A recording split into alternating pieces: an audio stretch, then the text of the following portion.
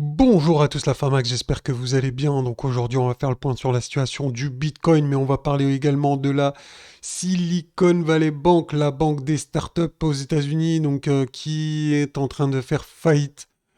Donc il pourrait y avoir un effet domino sur d'autres banques américaines si les autorités de régulation ne trouvent pas d'acheteurs ou ne trouvent pas de solution d'ici lundi. Donc d'ici lundi, il peut se passer, enfin, il peut y avoir de la volatilité.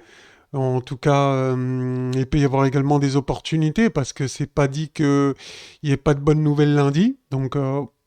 Après, chacun son positionnement. Il y en a qui sont de nature à voir le verre toujours à moitié vide et d'autres qui voient toujours le verre à moitié plein. Donc peut-être qu'un juste milieu serait plutôt pas mal. En tout cas, on va faire un point au niveau de l'analyse technique pour voir eh bien, si on a des probabilités que les investisseurs soutiennent le prix ou pas. Bon, pour vous donner mon avis sur la situation de SVB, est-ce que les acteurs américains, euh, donc les autorités américaines vont essayer de sauver cette banque? Personnellement, je pense que oui. Je me souviens qu'en 2008-2009, quand il y a eu la faillite de Lehman Brothers, on avait laissé couler, enfin les régulateurs avaient laissé couler Lehman Brothers et il y a eu une crise immense qui s'est abattue sur le secteur et ils ont mis du temps à réparer tout ça. Donc je pense pas qu'ils feront deux fois la même erreur et qu'il y aura une solution, quelle qu'elle soit. Je pense qu'il y aura une solution pour limiter les pots cassés. En tout cas, c'est mon avis à moi. Mamos, je suis pas, j'ai bu un café ce matin, mais je lis pas dans la mare de café. Hein. Je sais pas ce qu'ils vont faire les autorités américaines, bien évidemment. Mais pour moi, ils vont essayer de le sauver. euh, le quoi qu'il en coûte, comme dit Macron. Voilà pour SVB. Hein. Après, y a pas grand-chose à dire. Hein. Après, là, c'est eux qui vont décider. Moi, perso, je pense qu'ils vont faire quelque chose pour essayer de limiter les pots cassés. Bon, voilà. Après, il faut savoir que pourquoi c'est le bordel avec USDC. Hein. Je ne sais pas si vous avez suivi, mais l'USDC avait, je crois, 25% environ de de son capital dans cette banque, en fait, dans SVB. Donc voilà, ce qui met la pression sur le l'USDC l'USDC de Circle. Voilà. Je voulais également vous montrer ce matin ce chart du Bitcoin, du BLX. Donc rappelez-vous, ça on en avait parlé. Et ben c'était quand? C'était par là, ici. C'était au mois de novembre, décembre. Donc on avait vu cette trendline qui faisait office de support depuis décembre 2018. C'est une trendline long terme.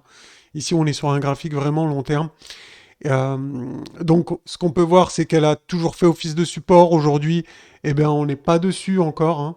On n'est pas dessus.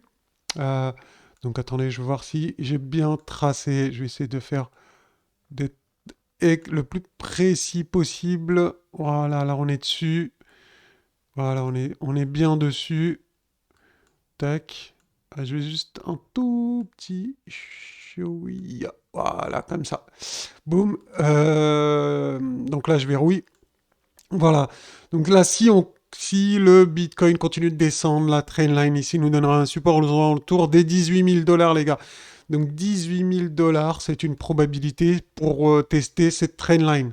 Donc il faudrait vraiment passer sous les 18 000 $ pour qu'il y ait quelque chose qu'on commence à voir la goutte au front. Donc il y a également une possibilité qui saute aux yeux de beaucoup de monde, peut-être un peu trop même.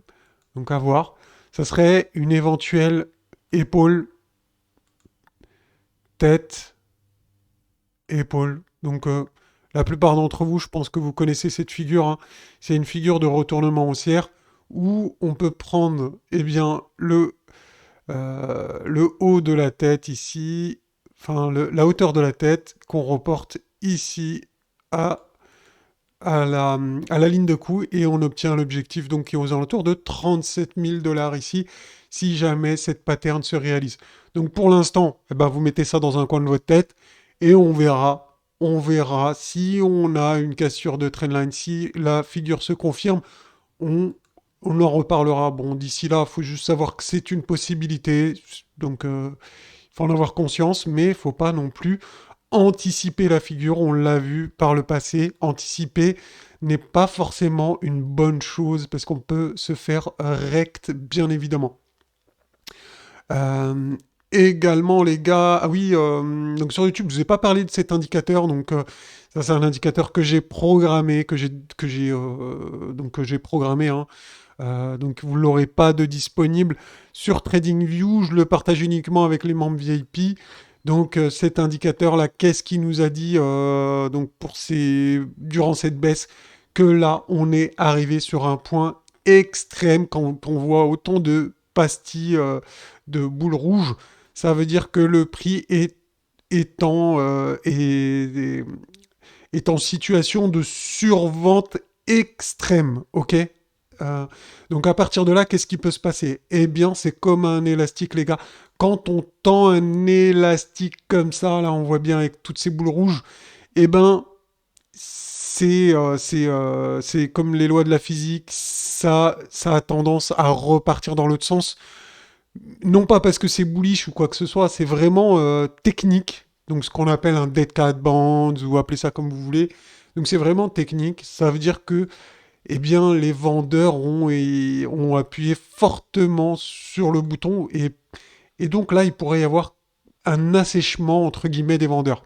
Donc en tout cas, d'après cet indicateur, ce qu'il nous dit, c'est qu'on est potentiellement dans un trading range, d'accord? Donc tout d'abord, ça nous indique un trading range. Donc voilà, ici avec la bougie verte que vous pouvez voir ici, je vais essayer de bien vous la montrer. Ici, là, vous la voyez, la bougie verte, parce que vous voyez, les autres, elles sont pas colorées. Donc ça veut dire que c'est le haut potentiel du trading range. Donc voilà, on peut être dans un trading range ici, le temps du week-end peut-être. S'il y a des bonnes nouvelles, eh ben, on va continuer la hausse. S'il y a des mauvaises nouvelles, on breakera par le bas. Mais en tout cas, là, pour l'instant, on est dans un trading range. Et ça peut être intéressant de jouer le trading range pendant le week-end. On sait qu'il n'y aura pas forcément de mouvement tendanciel, mais on peut profiter de ce trading range, ok? Donc ça peut être intéressant de jouer le trading range pendant le week-end. Donc en tout cas, moi c'est ce que j'ai fait ce week-end. Et bon, on en a parlé hein, sur les vidéos pour les membres VIP. D'ailleurs que vous pouvez nous rejoindre bien évidemment si vous le souhaitez. Donc voilà. Donc à voir ce week-end, là aujourd'hui dimanche, si on va retester le bas ici, ou éventuellement une chose qui est possible, hein, si on a un breakout ici du trading range, c'est d'aller chercher les liquidités. On sait qu'il y a des liquidités au nord. Et ensuite, on verra ce qui va se passer. Mais en tout cas, ça, c'est bien évidemment, c'est possible, hein. Donc en vision court terme également, on voit ici qu'on est sur le tunnel. Donc qui fait pour l'instant office de résistance. On le voit ici. On le voit ici. Donc à voir s'il y a un breakout. Donc bien évidemment, ça correspond avec le trading range qu'on a vu tout à l'heure. Donc bah, tout s'emboîte. Pour l'instant, c'est résistance. Donc, bien évidemment, ici, hein, c'est une zone où il peut se passer deux choses, hein. C'est soit on continue la hausse en breakant ce tunnel et donc en breakant le trading range également, soit on retourne en bas du trading range. Donc bien évidemment, là c'est trop tôt pour dire ce qui va arriver, ça dépend aussi des nouvelles, bien évidemment. Mais en tout cas, pour moi, dimanche, tant que c'est dimanche, je tenterai d'acheter si on descend en bas du range, dans la zone basse du range, donc peut-être même ouais, en dessous d'ici jusqu'à un peu en dessous du range. D'accord?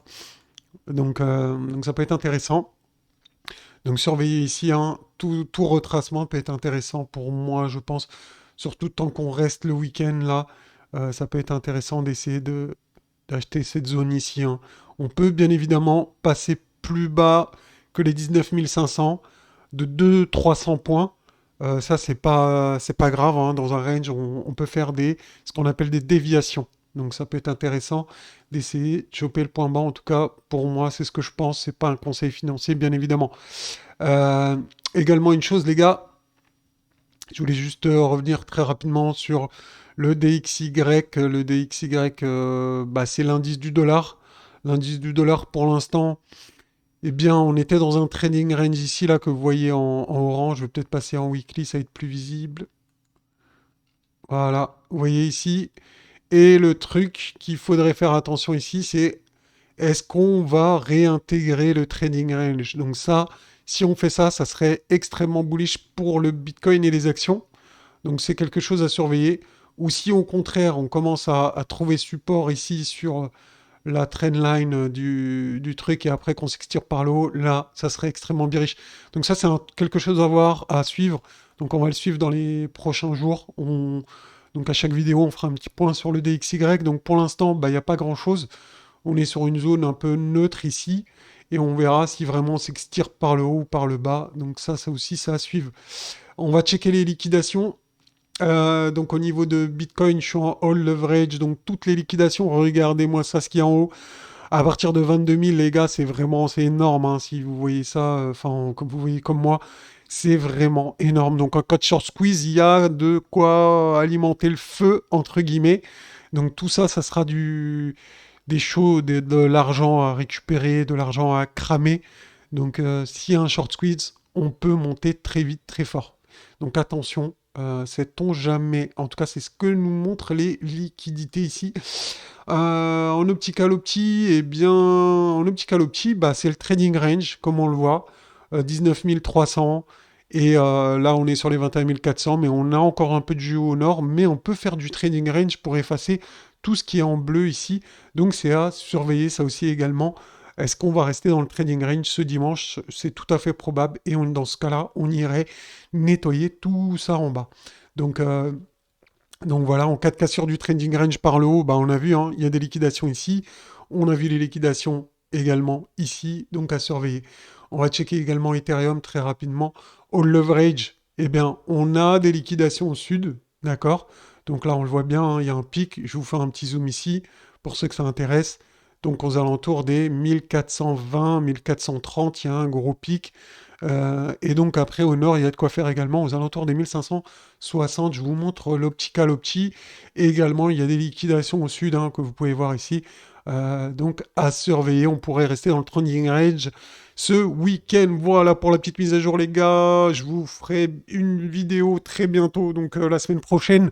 On fera le point sur la situation du Bitcoin. On fera peut-être un peu plus, on ira peut-être un peu plus dans les détails. On aura des nouvelles, eh bien, de SVB.